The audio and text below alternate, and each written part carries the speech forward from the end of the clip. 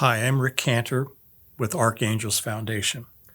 The reason I started this foundation was due to the loss of my daughter Avery to suicide and to help others. Let me show you a little clip of Avery. This is Avery in her creative phase, making a headband out of some old discarded clothes. So I made this one.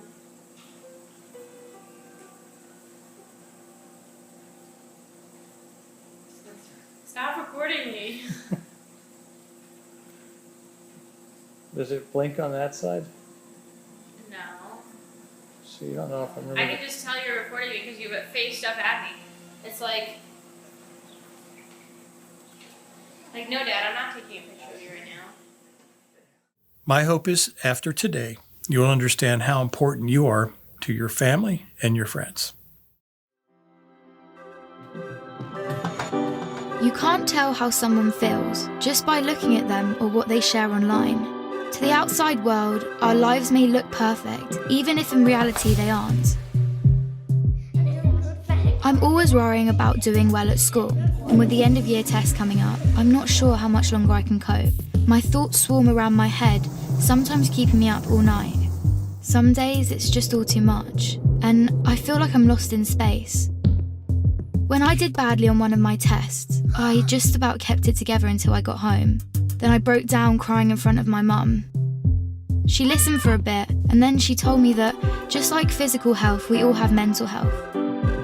It's our feelings, our thinking, our emotions, and our moods. She then said that feeling down, angry, and stressed is a normal part of life, just like it's normal to feel happy, confident, and carefree sometimes. We all have positive and negative emotions that come and go based on what's happening around us. These are everyday feelings. Good mental health means experiencing negative emotions. It's not always about being happy. Mum can relate to the feelings of stress. So when Mum suggested I take a break from everything and do something I enjoy, I actually took her advice. So I made myself a hot chocolate, snuggled up in a duvet and watched a film. And you know what? Afterwards I felt so much better. Mum should take her own advice. Most of us only ever share the good things. We don't like to share how we really feel. Every morning when I wake up, negative thoughts stream through my head. Getting out of bed and pretending I'm okay takes all the energy I have. As the day goes on, the negative thoughts turn from a stream into a river. The water rushes through my head so loudly it's hard to concentrate in lessons. And some days it's so bad it feels like a waterfall that's trying to pull me over the edge. Everything is so overwhelming. I didn't think my friends would understand if I told them how down I was feeling. But when Sasha opened up to me about how stressed she was feeling, I told her. I wasn't sure how to bring up how I'd been feeling, so I started by saying that I didn't feel like myself. Just her listening made me feel like she understood. She told me some things that had helped her, so I tried them too, but it didn't make much of a difference. Even when I tried to be around my friends, I felt alone. The things I used to enjoy weren't fun anymore. I was really worried about Andre and not sure what to do. He was quiet and wasn't hanging out with us like he used to. So I asked our head of year for some advice.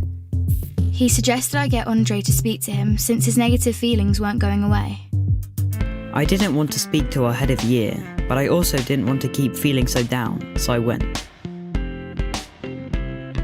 He said that sometimes we have overwhelming feelings that can be more intense than our everyday feelings. These feelings hang around for a long time and change the way we feel, think, and behave. They can stop us doing what we want to in life. That's what I was going through. He also said that if we're physically unwell, we let people know, we ask for help. It should be no different with mental health. Sometimes our overwhelming feelings are brought on because of things in our life. Sometimes they happen for no reason at all. After hearing this, I felt much less alone and it felt good to talk.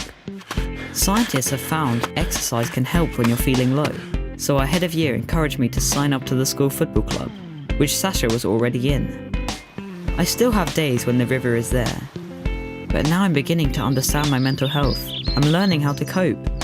Our head of year reminded me that my friends, family, teachers, and lots of others at school are there to help just as much as he is. I had no idea the people around me could be so understanding. And while it's not always easy to talk about my mental health, the person I'm talking to might be able to help. If you don't feel like talking, that's fine.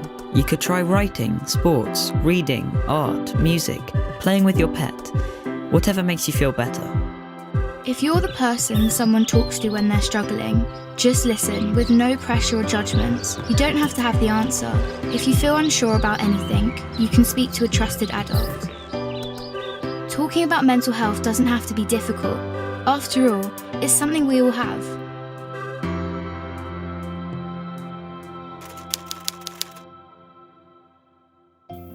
Hi, my name is Kennedy and I'm the Program Director for A.R.C Foundation. I hope you enjoyed the video from the Anna Freud Foundation. It's important to note that through the struggles that Sasha and Andre faced, they were able to reach out for help. I want you to remember that it's okay to not be okay. It's okay to struggle, and through that struggle, it's absolutely okay to ask for help. With your help and the help of others, we can save a life, and saving one life is what it's all about. If you're experiencing a crisis, call 911 or 800-273-8255 or text HOME to 741-741. Thank you.